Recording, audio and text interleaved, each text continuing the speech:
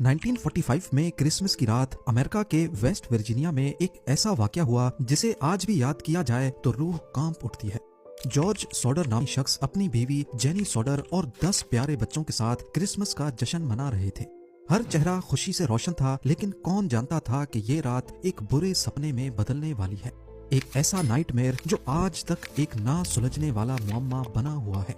हुआ कुछ यूं कि रात के करीब 1 बज रहे थे जब घर में अचानक आग भड़क उठती है। जॉर्ज और जेनी अपने 4 बच्चों को लेकर बाहर भागते हैं, लेकिन ऊपर कमरे में सोए 5 बच्चे हमेशा हमेशा के लिए कहीं गायब हो जाते हैं। ना कभी उनके जिस्म की हड्डियां मिली और ना ही कोई और निशानात। क्या वो वाकई आग में जल गए या किडनैप हुए? क्या ये आग वाकई में एक हादसा था या इसको खास प्लानिंग से लगाया गया था? ये सिर्फ एक कहानी नहीं बल्कि एक ऐसा राज है जो आज भी दुनिया को हैरान किए हुए है। आइए इस अनसॉल्व्ड मिस्ट्री का एक एक पहलू समझने की कोशिश करते हैं। जॉर्ज सॉडर एक हार्ड वर्किंग इटालियन इमिग्रेंट था जो इटालियन डिक्टेटर बेनितो मुसोलिनी के सख्त खिलाफ था। यही वजह है कि वो इटली छोड़कर अमेरिका में रहने पर मजबूर था। इटालियन डिक्टेटर के खिलाफ खुल्लम खुल्ला बातें करना उसके लिए मुसीबत बन सकता था, लेकिन उसने कभी भी डर नहीं दिखाया। अमेरिका में वो ट्रकिंग का बिजनेस करता और खुशकिस्मती से उसका अपना घर भी था।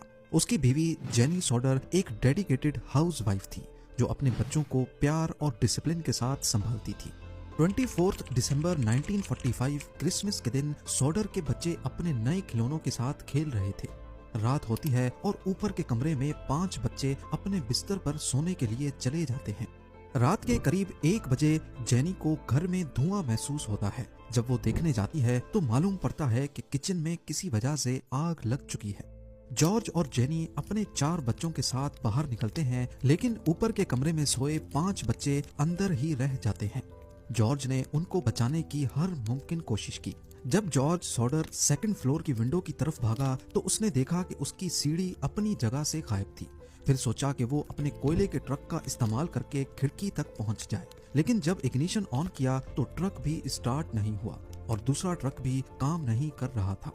जो लोग वहां मौजूद थे उन्होंने फेटविल फायर डिपार्टमेंट को कॉल करने की कोशिश की, लेकिन बदकिस्मती से कोई जवाब नहीं मिला। बाद में जब किसी तरह फायर चीफ से कांटेक्ट हुआ तब भी फायर ब्रिगेड हादसे के 7 घंटों के बाद पहुंची। सबको लग रहा था कि किसी वजह से घर में आग लगी जिसमें 5 बच्चे जलकर इस दुनिया से चले गए। पर यह केस जितना देखने और सुनने में नॉर्मल लग रहा था, ये उतना ही ज्यादा पेचीदा भी था।